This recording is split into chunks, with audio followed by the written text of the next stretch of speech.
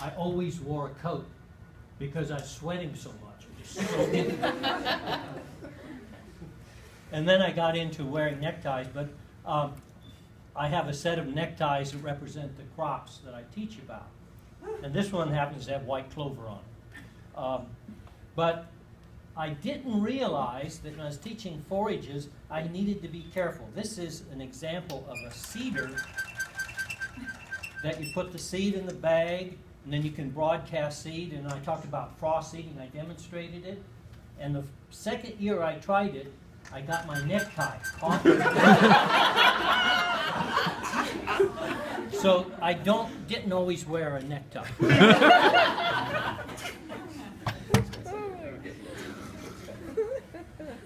This is really a time for me to say thank you and to share my appreciation. Can you hear back there okay, Carol? Okay. And I thought it'd be interesting to start out talking about how did I get to Cornell?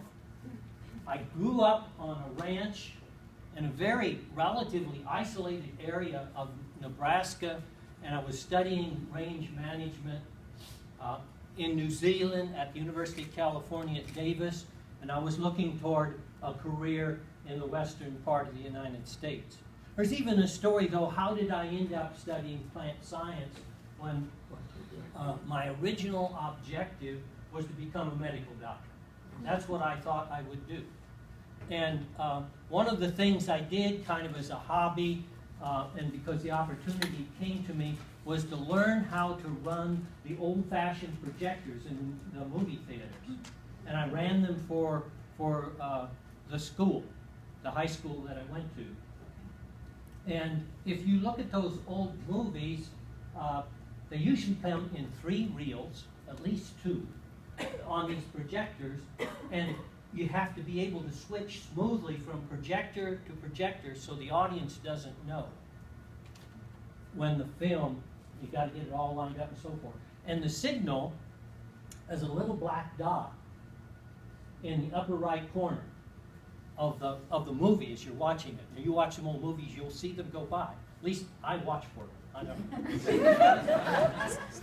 And that means you've got about 15 seconds to make everything is lined up, and then there's a second black dot, throw the switch on the next projector. Because I knew how to do that, maybe I'm going to need the microphone, I'm projecting too much. Need hard in my throat. Is this on yet? Had the privilege of showing a movie in high school called The Gravity of Death,